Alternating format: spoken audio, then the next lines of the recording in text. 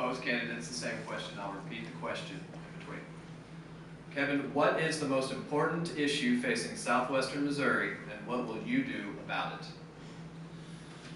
Well, I think the economy is the main thing right now, and it's spurring job growth and promoting a business environment, and one that's secure not only at the business level, but then translates into our farm communities as well.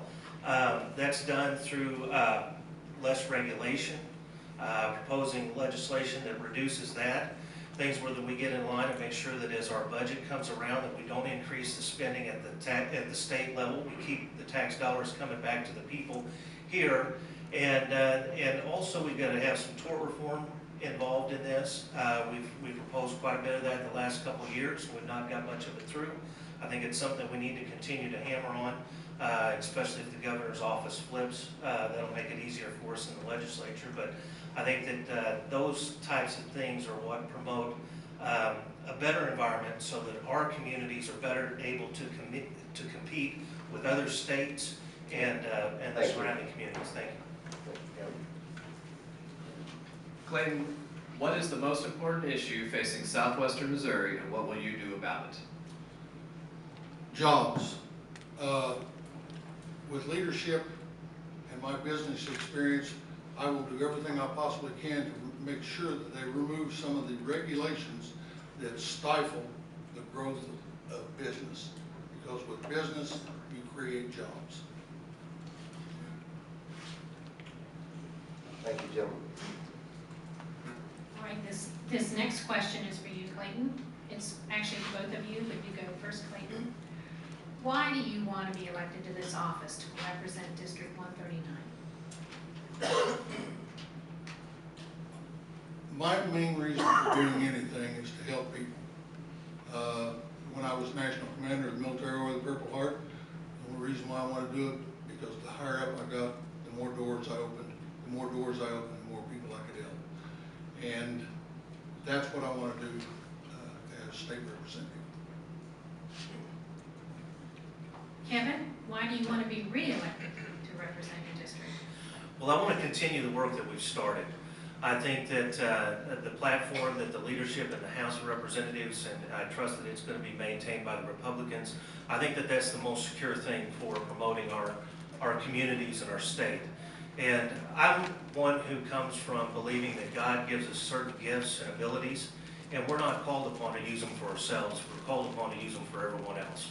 And that's what I firmly believe. And whenever I go to Jefferson City, it's to give back to the community. It's to give back to those here and to be your representative. Not to be my representative, but to be yours. And I do it for the community. I do it for my three boys that are sitting back there, Logan, Michael, and Nathan. I do it for my wife, and I do it for your families as well. Thank you. Kevin, this question will be for you. In your view, what is the main role of government? Do you believe government has a purpose, such as a public education system, roads, public safety? I believe that the government is there to provide certain infrastructure that permits private businesses and private individuals to function. I do not think that it's the government's role to intervene into private contracting situations. I don't believe that the government should be there to tell us what we should do with our property, to maintain controls on our personal property and rights. But I do believe that it is there to provide an enhancement for the quality of life. It's not there to rule our lives. Thank you. In your view, what is the main role of government? Do you believe government has a purpose, such as a public education system, roads, public safety? I believe that our state government should be involved in our education system to help the communities that are not able to finance the education that is needed for all the children. I think equal education across the state should be very important, and the state should be in control of that.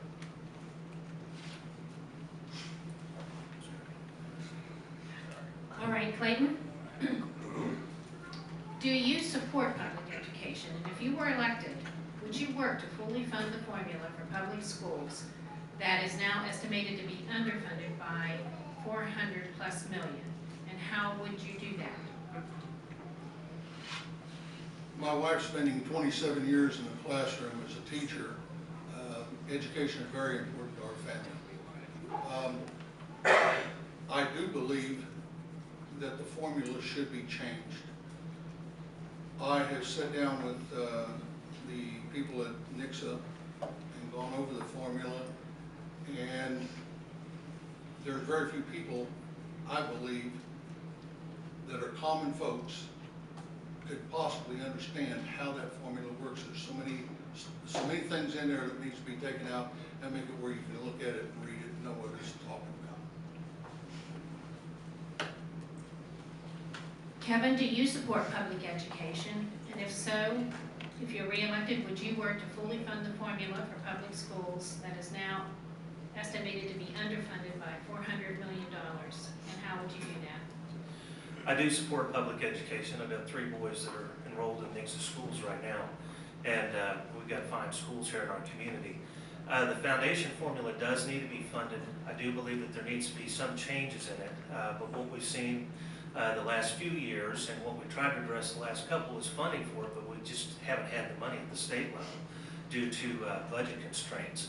So first of all, I don't think that we'll actually get a full funding of the formula until we see some return of revenue to the state. And once that happens, though, I do think we need to have changes to make it more efficient and operate more fairly between the school districts and as far as those operate. But that is really where the primary funding will come from. It's difficult right now. All the departments are cut. They've been cut and cut again, and it's difficult to say we're going to take more money from one area to fund the formula right now. So, but we do need to look there as well where we can. Kevin, this question is for you again. Many small towns are in your district. What are some current issues in either Clever, Highlandville, or Spokane? And if elected, what would you do about those issues? Well, I think most of the municipalities operate within their own jurisdictions. So what we provide for support for them from the state is primarily highways. I mean, that's one of the things that we do.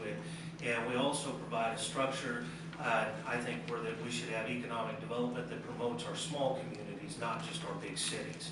And we've got an economic development department up there in the state. But I think that the focuses to those local communities needs to happen as well.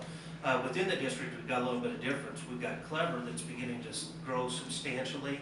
So we're going to have growth issues over there and how we maintain infrastructure, how we support that at the state level.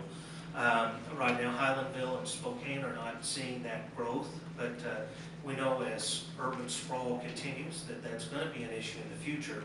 But I don't think it's as much of one right now in those communities as it is in Clever. Clayton, the same question. Many small towns are in your district. What are some current issues in either Clever, Highlandville, or Spokane? And if elected, what would you do about those issues? I do believe that roads is part of your problem. And I'm going to use Spokane, for example.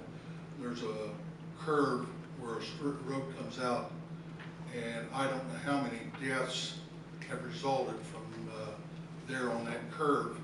And I think stuff like that needs to be addressed and be taken care of as soon as possible.